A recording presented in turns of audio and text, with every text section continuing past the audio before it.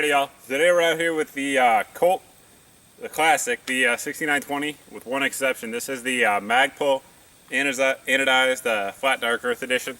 We'll zoom in here for you real quick so you can get a look at it. This is how it comes from the factory. Comes with two black Magpul magazines, the sights, Magpul stock grip, foregrip, and the handguard. All come with the standard. We're going to be shooting it out here with iron sights.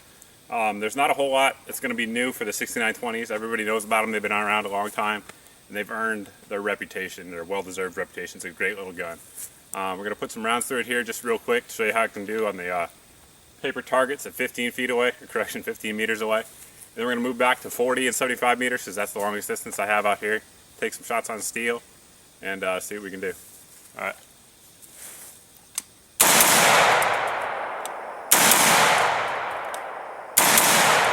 Alright guys, we're out here at the 40 meter line. We're going to take a few shots on steel so you can hear some of that positive feedback. We're not using any match grade ammo, that's for sure. This is nothing compared to what this rifle can do. It easily is a 1 or 2 MOA gun. We're using Silver Bear 62 grain hollow points. I'm going to take a few shots offhand here, see if we can make that steel ring. Let me zoom in there for you.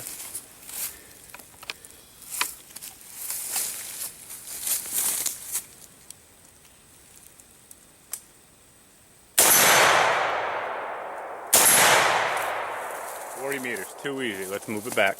Alrighty, all time for the 75 meter shot. It's the longest shot I have out here on the land that I can shoot at. This gun will easily go off 300 meters accurately. That's proven every day in the Army. But this is the longest shot I can take out here on camera because it's the longest line of sight I have. But we'll zoom in there so you guys can see that 10-inch target. Take a few shots at it here with the Magpul backup sights. See if we can make it ring. Shooting offhand at 75 meters.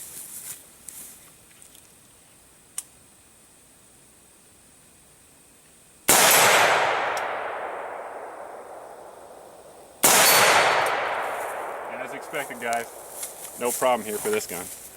Alright guys, we're going to do a quick tabletop here for the Colt 6920, the anodized Magpul edition. Don't mind my dog walking around there. He's just sniffing things out. But anyway, alright. The Colt, obviously the 6920 has earned its reputation over the years. It's a quality firearm. It's basically the standard that all the other ARs of the market are judged against. And that's for a reason. It's a good gun, no doubt about it. Just some of the basic features of it. It's got the 16-inch barrel rather than the 14.5 that the M4 would have. I'm actually thinking of rebarreling it, but we'll decide on that for another day. The barrel's got the step cut if you want to add the grenade launcher here or any sort of like the Spikes tactical flare launcher, 37mm. You can add that on there. Chrome lined. Obviously the bolt there is MPI tested. There's some of you guys that are wondering what the differences are there between the 6920 and the other models that look very similar. The 6921 is the model that has the 14.5-inch barrel that I was talking about. Otherwise it's generally the same rifle, and the other one that looks similar to it is the one that has a full auto switch that's limited to law enforcement and military, and I believe that's the, I want to say 0977. Don't quote me on that. Anyway, so the gun comes as you see it. It comes with the Magpul furniture. It actually comes with two black magazines, but I think it looks kind of odd, so I threw the flat dark earth one in there. It doesn't come with a rail. That's the only thing I added on there because I added a light for how I normally run it. I've been running it with an Aim Point Pro, which is one of my favorite red dots. But for the video, I just want to keep it as it comes stock. Really, it's been a great gun. I'll run down some of the talking points here to keep myself on track and keep it relatively short. Cost of the gun, which is our talking point number one here, is I paid, I want to say, $11.50 out the door for it. So, I mean, it's a rather expensive AR, no doubt about it, but I think it's pretty slick. It's a good gun. Reliability has been 100% reliable so far. I got about 500 rounds through it, mostly cheap Russian stuff like you guys saw me shooting out there.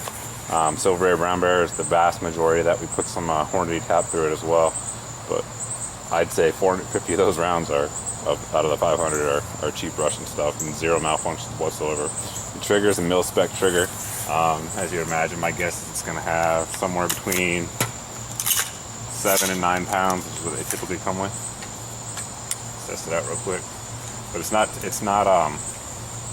overly gritty. That's pretty good. It's not overly gritty. It's got the it pulled right there at just under 7, in between 6 and 7, so that's pretty good for a mil-spec trigger. You'll take it. Accuracy, it's very accurate rifle. Obviously it's not free floated, but my guess is it could easily do 1.5 inches at 100 meters reasonably well if you had good ammo in there. I haven't tested it out to shoot in groups yet though, beyond 25 meters, just to zero it. Weight, it's 6.9 pounds is what it weighs in at, so it's standard AR weight, nothing special there. Capacity, obviously it'll run any kind of magazine you throw in there, but it comes with 230 rounders. Great little gun. The anodizing finish, one thing I'll point out to you guys here real quick, I'm not going to take it down like I do in most of my reviews, because taking down the AR is relative to other platforms, I guess you'd say complicated. No, I don't think it's complicated, but relatively speaking. One thing I want to point out though is the way the finish kind of wears. It's not bad, it's just something to be aware of. And it's not extremely, I haven't cleaned it thoroughly. The inside of that finish, the carbon kind of coats it. I'd imagine you could take a harsh cleaner and probably get it off, but I just use CLP to clean my rifles, and you can see it's kind of coated a little bit in there, and you can rub it and you can see it's clean. I mean, my hand's not coming out dirty. It's a clean rifle, but that's just how it looks on the inside, which to me isn't an issue at all, but it's just something to be aware of for those of you guys considering this rifle. But up next, we're going to do a chronograph test with a couple loads, and that'll be it. As always, guys, if you have any questions, let me know. Thanks. Alrighty, guys, time for the chronograph test. I'm going to be firing 3 rounds of each round. We're using the 223 75 grain Hornady tap rounds and 62 grain Silver Bear hollow points. We're going to be firing at a distance of about 7 feet. I'll zoom in here for you guys. I know a lot of people wouldn't suggest using Silver Bear for defensive purposes. You can count me on that list. But fact is, a lot of people do use it. So we're going to go ahead and chronograph it, see how it performs out of this barrel. We're shooting at a distance of about 7 feet. It's about 90 degrees out here and very close to 100% humidity.